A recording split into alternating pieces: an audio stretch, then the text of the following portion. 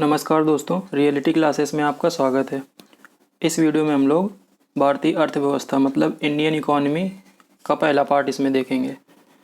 5 number का ये topic और आसानी से इसमें आप 5 में से 4 या 5 नंबर प्राप्त कर सकते हैं। क्वेश्चन का लेवल बहुत ही बेसिक रहेगा और सिलेबस भी इसका है वो बिल्कुल लिमिटेड है। तो ये वीडियो शुरू करने से पहले मैं 2 पॉइंट्स आपको बताना चाहूँगा आपकी एग्ज़ाम के प्रिपरेशन के हिसाब से। पहला कि आप जो अपना कंटेंट है ना उसको ज़्यादा मत बढ़ाइए कि आप कहीं से भी पढ़ते रहें। इससे क्या होता है कि कंटेंट तो बढ़ता जाता है लेकिन चीज़ें याद नहीं रहती हैं। दिमाग तो हमारी जो है उसकी कैपेसिटी मतलब याद रखने की ना लिमिटेड है। मतलब हम लोग लिमिटेड चीज़ें याद रख सकते हैं। इसीलिए आप लोगों को देखा होगा कि 3 महीने पहले पढ़ी हुई चीज़ें ना ऐसा लगता है कि हमने बस इनको कहीं पे देखा है, लेकिन उनको आप एग्ज़ाम में रिकॉल नहीं कर पाते। तो उसके लिए आपको रिवीजन बार बार करना पड़ेगा। आप देखो अपना सिलेबस में क्या दिया गया है, उसके हिसाब से आप हो सके तो नोट्स बनाओ और उसके आधार पे आप बार बार रिवाइज उसको करोगे ना कि इतना हमको पढ़ना है, बस इतना टाइम है, ये पे एग्ज़ाम हमको देना है और इतना पढ़ाई करनी है। तो इससे आपके दिमाग में फैक्ट हो जाएंगे। तो आप ये समझ लीजिए कि आपको एग्ज़ाम में 100 का आया आपका पीईटी का, तो 100 में 100 तो लाने नहीं है। आप ये समझ लीजिए यदि आपके 85 से 90 नंबर आ गए तो आप किसी भी वैकेंसी में, कितनी भी कम वैकेंसी हो, उसके लिए भी क्वालिफाई कर जाएंगे मेंस के लिए। और यदि आपके 80 नंबर या उससे ज़्यादा आ गए तो एक आध वैकेंसी यदि पिछली बार की तरह जैसे सप्लाई इंस्पेक्टर आई थी ना, तो यदि 100 से कम पोस्ट होंगी तो उसमें हो सकता है आप ना आए, लेकिन जिसमें ये समझ लीजिए 500 या उससे ज़्यादा पोस्ट होंगी तो उसमें आप सभी के लिए एलिजिबल हो जाएंगे, कट ऑफ को आप पार कर जाएंगे। चलिए मैं ये वीडियो स्टार्ट करता हूँ। पहला टॉपिक दिया गया है जो है भारतीय अर्थव्यवस्था 1947 से 1951 तक। तो उसमें भी जो पहला टॉपिक है वो है योजना आयोग एवं पंचवर्षीय योजनाएं। सबसे पहले हम लोग योजना आयोग को कवर करेंगे और इससे रिलेटेड जो चीज़ें देखनी है हमको वो मैंने यहाँ पे लिख दी है। वैसे तो योजना आयोग अभी पे ख़त्म कर दिया गया है और इसकी जगह पे नीति आयोग बना दिया गया है। तो योजना आयोग जो है इसको इंग्लिश में प्लानिंग कमीशन बोलते हैं। तो पहला तो यही क्वेश्चन बन जाएगा कि कब बनाया गया था। तो इसको 15 मार्च 1950 में इसका गठन किया गया था। और कैसे किया गया था, एक केंद्रीय मंत्रिमंडल मतलब कैबिनेट कमेटी की बैठक से डिसाइड हुआ कि एक योजना आयोग होना चाहिए फ्यूचर प्लानिंग के लिए। तो ये संसद के द्वारा पारित नहीं है, मतलब पार्लियामेंट के दोनों सदनों से पास होके फिर और साइन होके, मतलब उसके बाद प्रेसिडेंट के उस तरह से नहीं बना है। तो ये एक्ट भी नहीं है। और दूसरा जो हमारा संविधान है ना उसमें भी योजना आयोग का कहीं पे जिक्र नहीं है। तो अगला जो लाइन लिखी है वो यही लिखी है। इस पे क्वेश्चन बन सकता है कि पहले अध्यक्ष कौन थे। तो जैसे अभी नीति आयोग के जो पदेन अध्यक्ष हैं वो प्राइम मिनिस्टर ही होते हैं। तो शुरुआत में भी जब योजना आयोग था तो उस समय से जब तक योजना आयोग 2015 में नीति आयोग आने से पहले तक था तो उसके पदेन अध्यक्ष प्रधानमंत्री ही होते थे। तो पहले प्रधानमंत्री जवाहरलाल नेहरू जी थे, तो वो इसके योजना आयोग के पहले अध्यक्ष थे। प्रथम उपाध्यक्ष ज़्यादा इम्पोर्टेंट है क्योंकि ये याद नहीं रहता। तो आपको याद रखना है गुलजारी लाल नंदा, ये पहले उपाध्यक्ष थे योजना आयोग के। अब नीति आयोग के बारे में हम लोग देखते हैं। योजना आयोग के बारे में और कुछ नहीं पढ़ना है। नीति आयोग 1 जनवरी 2015 को बना योजना आयोग के स्थान पर। तो नीति आयोग पे भी क्वेश्चन आ सकता है कि योजना आयोग के स्थान पर जो नीति आयोग बना है उसको कब उसका गठन हुआ है। तो 1 जनवरी 2015, ये 1 जनवरी भी याद रखनी है। जो नीति आयोग है बिल्कुल योजना आयोग की तरह ये भी एक कैबिनेट मतलब कमेटी की रिकमेंडेशन पे बना है। एक इसको भी संसद से पास नहीं किया गया, ये एक्ट की तरह नहीं बना और ना ही संविधान में इसका कहीं जिक्र है। तो इसको हम नीचे मैंने यहाँ पे लिखा है कि योजना आयोग की तरह यह एक गैर संवैधानिक संस्था है। इससे पहले मैं 2 लाइनें बताता हूँ फिर इस पॉइंट को बताऊँगा। नीति आयोग भारत में सहकारी संघवाद कोऑपरेटिव फेडरलिज्म को बढ़ावा देता है।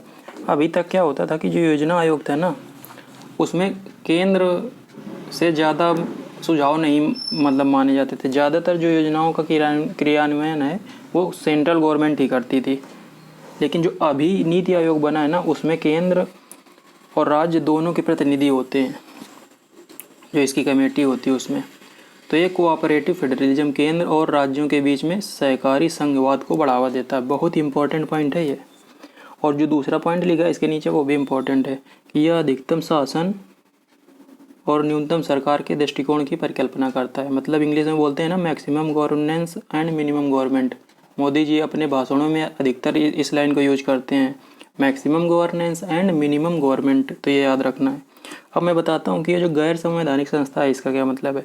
गैर संवैधानिक का मतलब है कि जिसका संविधान में जिक्र नहीं है, या इसको संविधानेतर भी बोल देते हैं, इंग्लिश में एक्स्ट्रा कॉन्स्टिट्यूशनल बॉडी बोलते हैं। गैर संवैधानिक और असंवैधानिक दोनों अलग अलग चीज़ें हैं।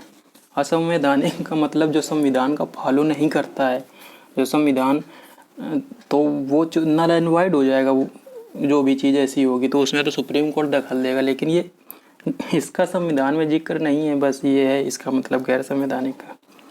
और ये अगली लाइन भी याद रखनी है।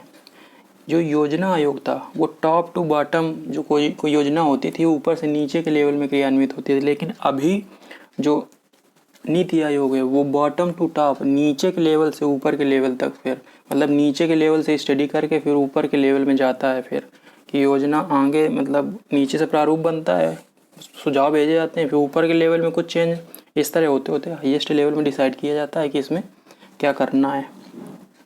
प्रधानमंत्री पदेन इसके अध्यक्ष होते हैं। मतलब जो प्रधानमंत्री होगा उस टाइम पे वही नीति आयोग के अध्यक्ष होंगे। इस समय जो इसके अध्यक्ष और उपाध्यक्ष हैं ये याद रखना है आपको, इम्पोर्टेंट है, करंट का वही क्वेश्चन है।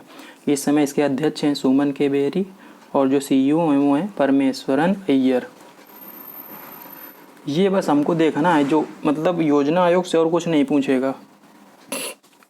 क्वेश्चन इसमें बनेगा, एक क्वेश्चन जरूर आएगा इस टॉपिक से, लेकिन वो उसके सबसे ज़्यादा चांस हैं कि वो पंचवर्षीय योजना है, 5 ईयर प्लान से बने। 5 ईयर प्लान से जो 12 5 ईयर प्लान से 12वीं है वो अपने समय से पहले ख़त्म हो गई थी, क्योंकि नीति आयोग बन गया था। उनके बारे में भी बहुत सारे पॉइंट्स हैं याद रखने लायक, लेकिन हमको अपने एग्ज़ाम के हिसाब से क्या क्या याद रखना है वो हम लोग यहाँ पे देखेंगे। आपको याद रखना है कि जो पहली पंचवर्षीय योजना थी ना, उसका कार्यकाल था 1 अप्रैल फाइनेंशियल ईयर से। अब यहाँ पे जो ईयर लिखे होंगे ना आगे सभी योजनाओं में, वो फाइनेंशियल ईयर वित्तीय वर्ष को फॉलो करेंगे। मतलब 1 अप्रैल से 31 मार्च। तो 1 अप्रैल 1991 से 31 मार्च 1956 तक कार्यकाल रहा पहली पंचवर्षीय योजना का।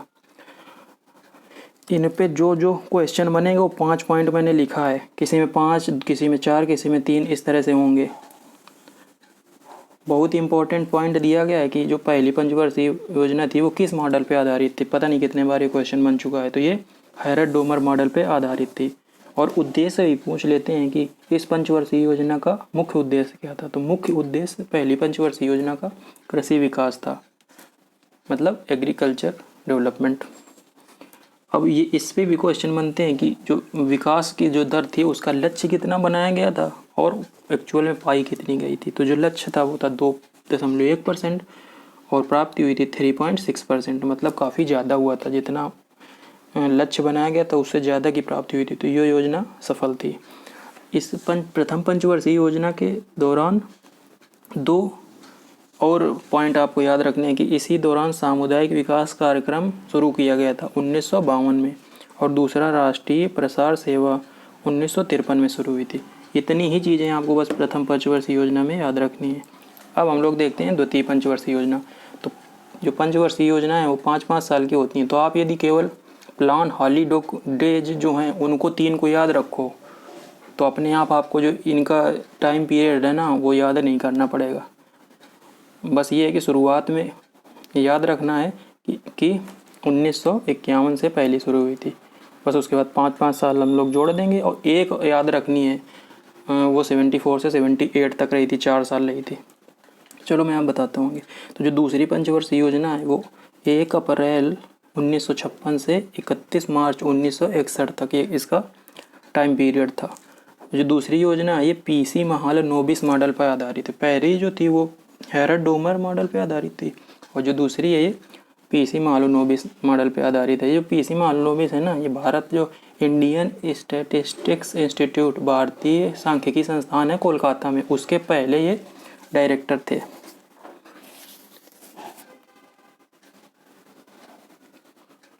और इनको शायद रामानुजन जो हुए हैं ना गणितज्ञ महान, उनसे मतलब टाइम पीरियड के ये थे और उनके फ्रेंड भी थे काफ़ी करीबी। अब देखते हैं दूसरी पंचवर्षीय योजना का जो मुख्य उद्देश्य। तो पहली पंचवर्षीय योजना का मुख्य उद्देश्य था कृषि, लेकिन दूसरी का था भारी औद्योगिकीकरण, हैवी इंडस्ट्रियलाइजेशन। जो विकास दर के लक्ष्य था वो था 4.5% और मिला 4.2%, तो लगभग ये योजना सफल ही मानेंगे। 0.3% का फ़र्क है। और इसमें अगला पॉइंट बहुत इंपॉर्टेंट है कि इस योजना के दौरान 3 स्टील प्लांट, स्टील को हिंदी में इस्पात बोलते हैं, तो 3 स्टील प्लांट स्थापित किए गए थे राउरकेला, भिलाई और दुर्गापुर में। राउरकेला उड़ीसा में है, भिलाई छत्तीसगढ़ में है और जो दुर्गापुर है वो पश्चिम बंगाल में है। तो इनसे ये क्वेश्चन बनेगा कि कौन कौन से प्लांट स्थापित किए गए थे, और यह तो ये बनेगा कि किस देश के सहयोग से स्थापित किए गए थे। तो जो राउरकेला में है वो जर्मनी के सहयोग से, जो भिलाई में है वो रूस के सहयोग से, और जो दुर्गापुर का स्टील प्लांट है वो ब्रिटेन के सहयोग से स्थापित किया गया था। अब मैं इनको याद करने की ट्रिक मैं बताता हूँ, आप ऐसे याद रखिए। कई बार मतलब आप अभी पढ़ रहे हैं और तुरंत अभी 10 मिनट बाद भूल जाएंगे, तो जो रा है ना उसका याद रखिए, रा, और जा जर्मनी का जा, तो जो राज, तो राज से राउरकेला याद आएगा, जा से जर्मनी, तो राउरकेला वाला जर्मनी के सहयोग से। दूसरा आप याद रखिए भीरू, भी तो भी भिलाई, रूस, तो भिलाई स्टील प्लांट रूस के सहयोग से। तो तीसरा है वो सही से बन नहीं रहा, दुबरी, तो मैंने इसको इस तरह से बनाया है कि जो दुर्ग है ना वो ब्रिटेन के सहयोग से बना। तो देखो फोर्ट विलियम जो था ना, किला को हिंदी में दुर्ग बोलते हैं ना, मतलब फोर्ट किला, या फोर्ट को दुर्ग ही बोलते हैं किला को। तो जो दुर्ग मतलब दुर्गापुर का था वो ब्रिटेन के सहयोग से था। तो और ये पश्चिम बंगाल में तीनों इंटरकनेक्ट करिए कि जो फोर्ट विलियम है कोलकाता में अंग्रेजों ने बनाया था 1700 में, तो जो ये दुर्गापुर का स्टील प्लांट है वो भी पश्चिम बंगाल में है, फोर्ट विलियम भी पश्चिम बंगाल में है। तो इससे आप कनेक्ट करिए, तो ये तीनों आपको याद रहेंगे। अब देखते हैं तीसरी पंचवर्षीय योजना। इसका कार्यकाल 1961 से 1966 तक रहा और जो इसका मुख्य उद्देश्य था, इसमें भारी उद्योग के साथ साथ खाद्यान्न में आत्मनिर्भरता इसको भी ऐड किया गया कि जो फूड ग्रेन्स थी ना उसके प्रोडक्शन में हम लोग सेल्फ सफिशिएंसी, उस समय हम लोग बहुत सारे देशों से अनाज आयात करते थे, तो उसको रोकने के लिए तृतीय पंचवर्षीय योजना में भारी उद्योगीकरण और खाद्यान्न में निर्भरता का एम बनाया गया। अब इसमें हमने मॉडल नहीं लिखा, तो जो निक्के मॉडल हमने 4 के आपको याद रखने हैं, पहली, दूसरी, चौथी और 8वीं। इन्हीं 4 पंचवर्षीय योजना के मॉडल याद रखने हैं कि किस मॉडल पर आधारित थी। वृद्धि दर का लक्ष्य था 5.6% और प्राप्ति हुई 2.7%, तो ये तो बुरी तरह फ्लॉप हो गई, मतलब 0.5%। यदि 2.7 5.4 होता ना तो 50% से भी कम ग्रोथ रेट रही जितना अनुमानित थी। तो इसकी असफलता के 3 कारण थे मुख्य। पहला तो 1962 का भारत चीन युद्ध, दूसरा 1965 का भारत पाकिस्तान युद्ध और 1965-66 में भयंकर सूखा पड़ा था। ये 3 कारण थे। कारण भी पूछ सकता है कि किस वजह से तृतीय पंचवर्षीय योजना फेल रही। अब आता है पहला, प्लान हॉलीडे योजना अवकाश, जो 1966 से 1967 के बीच रहा और इस दौरान 3 वार्षिक योजनाएं मतलब ईयरली प्लान्स है ना वो तैयार किए गए। और इसी बीच 1966 और 1967 में इंडिया में हरित क्रांति हुई और इंडिया में हरित क्रांति के जो जनक थे वो हैं एम.एस. स्वामीनाथन। और हरित क्रांति से सबसे ज़्यादा फायदा गेहूं को हुआ, उसके बाद चावल को हुआ। तो 3 क्वेश्चन मैंने बता दिए इसमें और एक्स्ट्रा। अब देखते हैं चतुर्थ पंचवर्षीय योजना। तो जो 5 ईयर प्लान था वो 1969 से 1974 तक रहा। इसका मॉडल भी आपको याद रखना है, ये DR गाडविल मॉडल पर आधारित थी। और जो इसका मुख्य उद्देश्य था वो स्थायित्व के साथ विकास तथा आर्थिक आत्मनिर्भरता की प्राप्ति, ये था।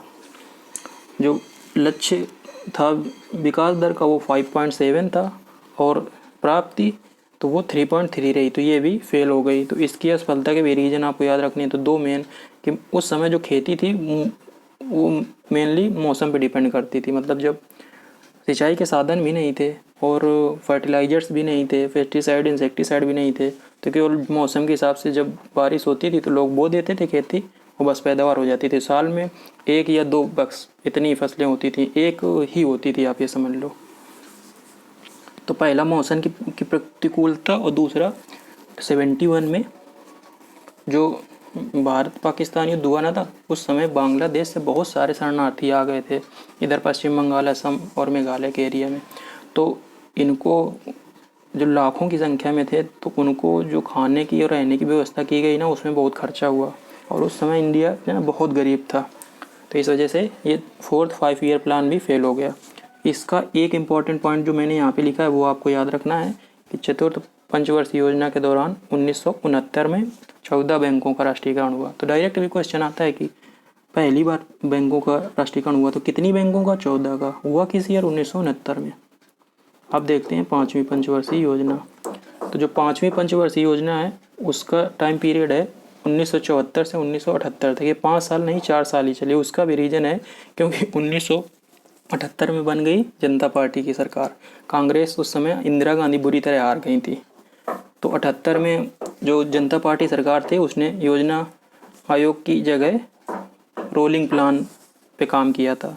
तो इसका टाइम पीरियड कितना हो गया? 5वीं पंचवर्षीय योजना का, ऐसे आप याद रखिए, 5वीं पंचवर्षीय योजना का कार्यकाल 5 से बढ़ घट के 4 साल हो गए, तो 74 से 78।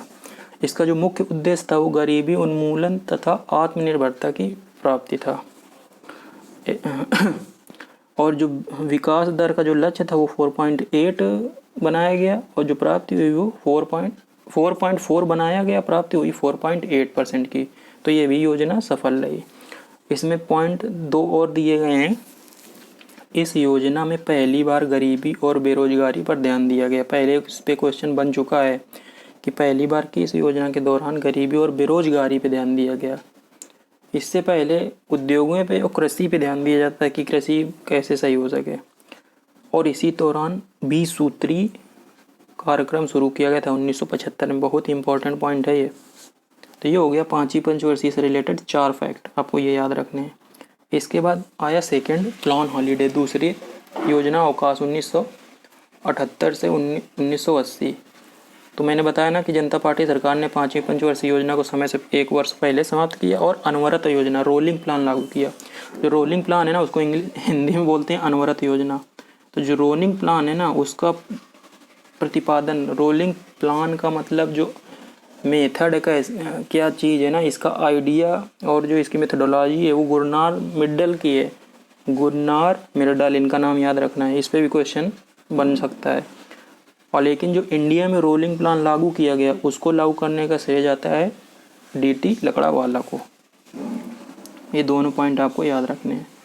अब हम लोग देखते हैं 6ठी पंचवर्षीय योजना।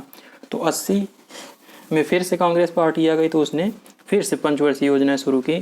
तो 80 से 85 में 6ठी पंचवर्षीय योजना रही। इसका मुख्य उद्देश्य था गरीबी उन्मूलन तथा रोजगार की वृद्धि। और इसका जो विकास दर की लक्ष्य थी वो 5.2% की थी और प्राप्ति हुई 5.5% की। तो जो ये योजना भी सफल रही। अगला है समन्वित, हाँ इसमें एक पॉइंट याद रखना है कि समन्वित ग्रामीण विकास कार्यक्रम, इंटीग्रेटेड रूरल डेवलपमेंट प्रोग्राम, वो इसी पंचवर्षीय योजना के दौरान शुरू किया गया था तो 78 में, लेकिन इम्प्लीमेंटेशन 1980 में शुरू हुआ, लागू किया गया उसको। मतलब 7वीं पंचवर्षीय योजना 1985 से 1990 तक इसका टाइम पीरियड है। जो इसका मुख्य उद्देश्य है वो था भोजन, काम और उत्पादकता, फूड वर्क एंड प्रोडक्टिविटी। जो विकास दर का लक्ष्य था वो 5% था, वो प्राप्ति हुई 6% की। तो ये योजना भी सफल रही। इस योजना में पहली बार व्यय की दृष्टि से निजी क्षेत्र को सार्वजनिक क्षेत्र की तुलना में वरीयता दी गई।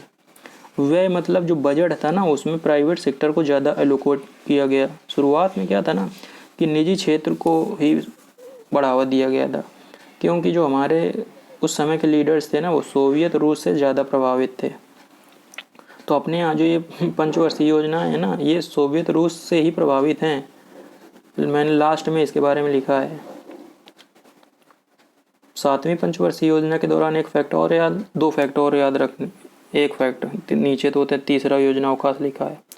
तो जवाहर रोजगार योजना इसी दौरान शुरू हुई थी 1989 में।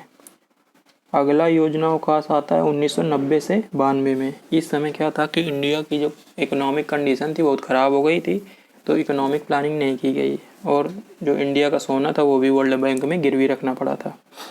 तो 90 से 92 के बीच योजनाएं नहीं बनाई गई, योजना अवकाश बोलते हैं। तो ये तीसरा योजना अवकाश। तो टोटल 3 योजना अवकाश हैं, 66 से 69 तक पहला, 78 से 80 तक दूसरा और 90 से 92 तक तीसरा। ईयर वगैरह भी याद रखने हैं, कहीं से भी क्वेश्चन बन सकता है। अब हम लोग देखते हैं 8वीं पंचवर्षीय योजना। तो ये 92 से 97 तक इसका रहा टाइम पीरियड। इसका भी मॉडल आपको याद रखना है। मैंने बताया ना पहला, दूसरा, चौथा और 8वां 4 के याद रखने हैं। तो जो 8वीं पंचवर्षीय योजना है जॉन डब्ल्यू मुलर मॉडल पे आधारित थी और इसका मुख्य उद्देश्य मानव संसाधन विकास था, ह्यूमन रिसोर्स डेवलपमेंट। विकास दर का लक्ष्य 5.6% था और प्राप्ति हुई 6.7% की। तो ये योजना भी सफल रही। और इसी दौरान 93 में प्रधानमंत्री रोजगार योजना की शुरुआत हुई। काफ़ी इंपॉर्टेंट है, इस पर कई बार क्वेश्चन आ चुका है। तो ये आएगा कि प्रधानमंत्री रोजगार योजना की शुरुआत किस पंचवर्षीय योजना के दौरान हुई थी। यह ईयर पूछ सकता है कि किस वर्ष हुई थी। 9वीं पंचवर्षीय योजना आती है अगली। इसका जो टाइम पीरियड है वो है 1997 से 2002 के बीच।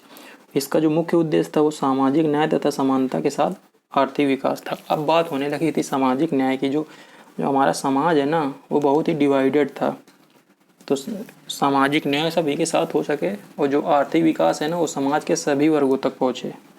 जो विकास दर का लक्ष्य था वो 6.5% था, प्राप्ति हुई 5.4% की। तो लगभग ये भी सफल रही। लेकिन इसमें लिखा है इसकी असफलता का मुख्य कारण अंतर्राष्ट्रीय मंदी था। तो यदि आप सोचो तो 1% कम प्राप्ति हुई, तो उस समय आर्थिक मंदी की वजह से बोला गया कि जो हमारे उद्देश्य थे उनको हम लोग प्राप्त नहीं कर सके। और इसी समय बीपीएल परिवार की आय, बिलो पॉवर्टी लाइन, गरीबी रेखा के नीचे जो लोग थे उनकी वार्षिक आय 20,000 रुपये वार्षिक रखा गया। मतलब जिनकी वार्षिक आय, जिन परिवारों की 20,000 रुपये वार्षिक से कम थी उनको बीपीएल परिवार की श्रेणी में रखा गया। अब आती है 10वीं पंचवर्षीय योजना। इसका जो टाइम पीरियड था वो 2002 से 2007 था और जो इसका मुख्य उद्देश्य था वो था सामाजिक न्याय के साथ सतत विकास और कृषि विकास। सोशल जस्टिस और सतत विकास को इंग्लिश में बोलते हैं सस्टेनेबल डेवलपमेंट, और कृषि का विकास मतलब एग्रीकल्चरल डेवलपमेंट। और इसमें अगले 10 वर्षों में प्रति व्यक्ति आय दुगुनी करने का लक्ष्य रखा गया। जो विकास दर का लक्ष्य था वो 8% रखा गया और जो प्राप्ति हुई 7.8%, लगभग बराबर ही रहा। और इस दौरान प्रतिवर्ष 7.5 अरब डॉलर का प्रत्यक्ष विदेशी निवेश मतलब एफडीआई, जो फॉरेन डायरेक्ट इन्वेस्टमेंट है ना एफडीआई, उसका लक्ष्य 7.5 अरब डॉलर पर ईयर रखा गया 10वीं पंचवर्षीय योजना के कार्यकाल में। अब हम लोग देखते हैं 11वीं पंचवर्षीय योजना और 12वीं पंचवर्षीय योजना, ये लास्ट की हैं दोनों। तो जो 11वीं पंचवर्षीय योजना है 2007 से 2012 के बीच, इसका जो मुख्य लक्ष्य था वो था तीव्र एवं समावेशी विकास। विकास दर का जो लक्ष्य था वो 8.5% रखा गया, प्राप्ति हुई 7.9% की। इसमें आपको 2 ही फैक्ट याद रखने हैं। और जो लास्ट पंचवर्षीय योजना थी जो 2012 से 2017 तक, तो ये तो इसको मतलब 2015 में ही ख़त्म हो गई थी। जो इसका मुख्य लक्ष्य था वो तीव्रतर समावेशी तथा सतत विकास था। मतलब 11वीं और 12वीं पंचवर्षीय योजना का लगभग जो एम था वो सेम था। नोट मैंने यहाँ पे लिख दिया है कि जो 5 ईयर प्लान का जो है ना कॉन्सेप्ट इंडिया में वो रूस से लिया गया था। तो ये हो गया आपका योजना आयोग और पंचवर्षीय योजना वाला पार्ट। आप को कहीं पे कोई डाउट हो तो आप कमेंट करके पूछ सकते हैं। धन्यवाद।